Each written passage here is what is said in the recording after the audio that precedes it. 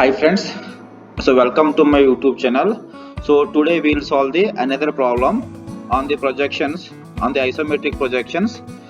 Statement of the problem is like this: a sphere of a diameter 50 mm rests centrally on the top of the cube of a side 50 mm.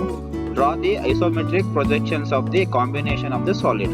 So in this problem we have to draw the cube first. So okay, this is the cube. We have to draw the cube of a side 50 mm. On this cube center we have to place a sphere. Okay, this problem we solve with the help of a software.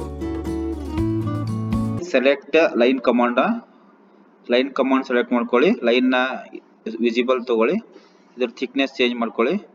Okay, starting ಪಾಯಿಂಟ್ನ select ಮಾಡಿ length is equal to 50 ಅಂತ type ಮಾಡಿ, enter. Angle 30, enter.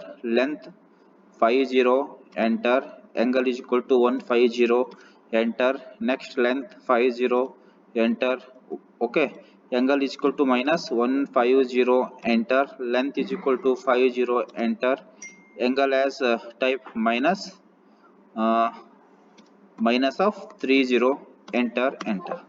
ಇದಾದ್ಮೇಲೆ ಇಲ್ಲಿ ಏನಿದೆಲ್ಲ move command, ಇದನ್ನ move command select ಮಾಡ್ಕೊಳ್ಳಿ. With copy ಮಾಡಿಕೊಂಡು you have to select the entire diagram. ಇದಾದ್ಮೇಲೆ ಈ ಪಾಯಿಂಟ್ ನ ಮೂವ್ ಮಾಡಬೇಕು. ಎಷ್ಟಂದ್ರೆ ಮೇಲೆ ನೋಡಿ, ಎಕ್ಸ್ ಏನಿದೆಲ್ಲ ಡಿಸ್ಟೆನ್ಸ್ 0 ಟೈಪ್ ಮಾಡಿ, ಎಂಟರ್ ಕೊಡಿ.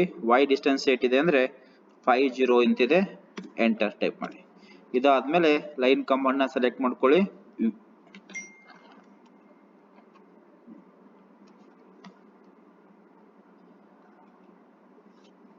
select the move command, select the entire diagram. So select the point, which point you want to move. Here ನೋಡಿ, x ಏನಿದೆಲ್ಲ x ಅಲ್ಲಿ 0 ಅಂತ ಟೈಪ್ ಮಾಡಿ, y ಅಲ್ಲಿ 50 ಅಂತೇಳಿ ಟೈಪ್ ಮಾಡಿ. ಟೈಪ್ ಆದ್ಮೇಲೆ ಇದನ್ನ ಸ್ಕ್ರೀನ್ ಮೇಲೆ ಕ್ಲಿಕ್ ಮಾಡಿ, ಆಮೇಲೆ ಸೆಲೆಕ್ಟ್ ದಿ ಲೈನ್ ಕಮಾಂಡ್. ಇವಾಗ ಈ ಎಂಡ್ ಪಾಯಿಂಟ್ ನ ಈ ಎಂಡ್ ಪಾಯಿಂಟಿಗೆ ಜಾಯಿಂಟ್ ಮಾಡಿ, ಈ ಎಂಡ್ ಪಾಯಿಂಟ್ ನ ಈ ಎಂಡ್ ಪಾಯಿಂಟಿಗೆ ಜಾಯಿಂಟ್ ಮಾಡಿ. ನೆಕ್ಸ್ಟ್ ಈ ಎಂಡ್ ಪಾಯಿಂಟ್ ನ ಈ ಎಂಡ್ ಪಾಯಿಂಟಿಗೆ ಜಾಯಿಂಟ್ ಮಾಡಿಬಿಡಿ. ಇವಾಗ ಟ್ರಿಮ್ ಕಮಾಂಡ್ ಸೆಲೆಕ್ಟ್ ಮಾಡಿಕೊಂಡು, ಇದು ಲೈನ್ ಬೇಕಾಗಿಲ್ಲ ಇದನ್ನ ಟ್ರಿಮ್ ಮಾಡಿ, ಈ ಲೈನ್ ಬೇಕಾಗಿಲ್ಲ ಇದನ್ನ ಟ್ರಿಮ್ ಮಾಡಿ.